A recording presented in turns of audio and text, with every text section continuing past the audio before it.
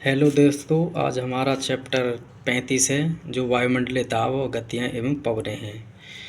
ये चैप्टर इसका पूरा सामान्य परिचय है इस बुक में। जैसे कि सामान्य परिचय, जनरल इंट्रोडक्शन। जैसे वायु विभिन्न गैसों का आसमानी मिश्रण है। वायु का अपना स्वयं का भार होता है जिसके द्वारा वह धरातल पर दबाव डालती है। धरातलीय सतह व सागर तल के प्रति इकाई क्षेत्र पर वायुमंडल की समस्त परतों द्वारा पड़ने वाले भार को वायुदाब कहते हैं।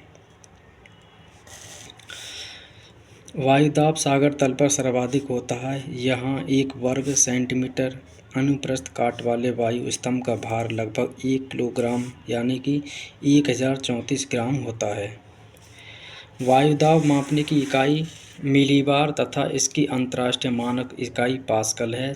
समुद्र तल पर औसत वायुदाब 1013.25 मिलीबार होता है।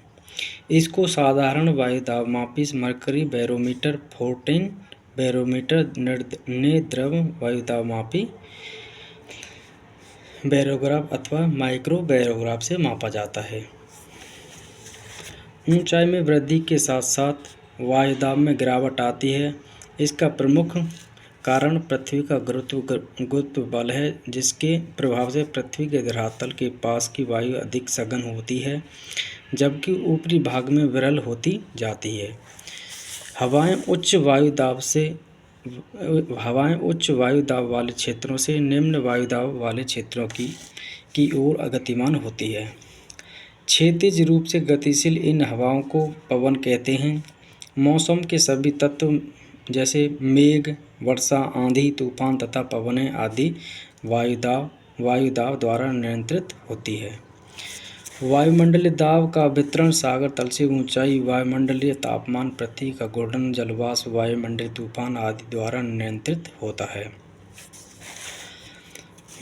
अब आता है बैरोमीटर के पठन। रीडिंग का तेजी से गिरना या तूफानी मौसम का संकेत देता है। जैसे ही बैरोमीटर के पठन का तेजी से गिरना तूफानी मौसम का संकेत देता है, और बैरोमीटर के पठन का पहले गिरना तथा पुनः धीरे धीरे बढ़ना वर्षा की स्थिति का द्योतक है।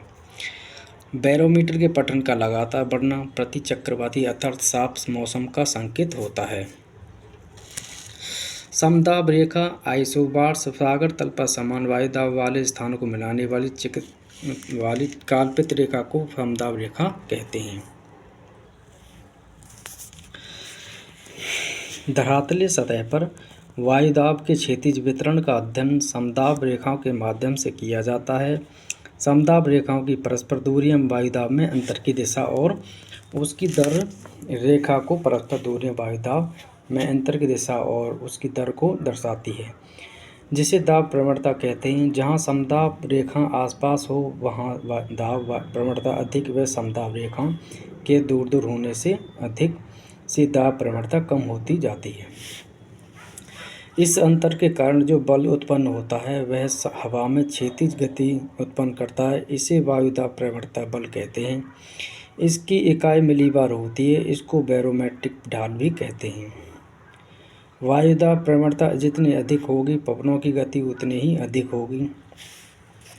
सामान्य नियम अनुसार वायु की दिशा समदाब रेखाओं के समकोण पर होनी चाहिए, क्योंकि वायुदाब प्रवणता की दिशा समदाब रेखाओं की लंबवत दिशा में होती है। परंतु वास्तविक स्थिति में अपेक्षित सैद्धांतिक दिशा से विचलन होता है। वायु की दिशा में यह विचलन पृथ्वी की घूर्णन गति से उत्पन्न विक्षेप बल या कॉरियोलिस बल के कारण होता है। अतः हवाएं समदाब रेखाओं को समकोण पर न काटकर न्यून कोण पर काटती हैं। अब आता है कॉरियोलिस बल। यह एक आभासी बल है जो पृथ्वी के घूर्णन से उत्पन्न होता है। पृथ्वी के घूर्णन के कारण वायु की दिशा में विक्षेप उत्पन्न हो जाता है। इस विक्षेप को उत्पन्न करने वाली बल को विक्षेप बल की संज्ञा दी जाती है।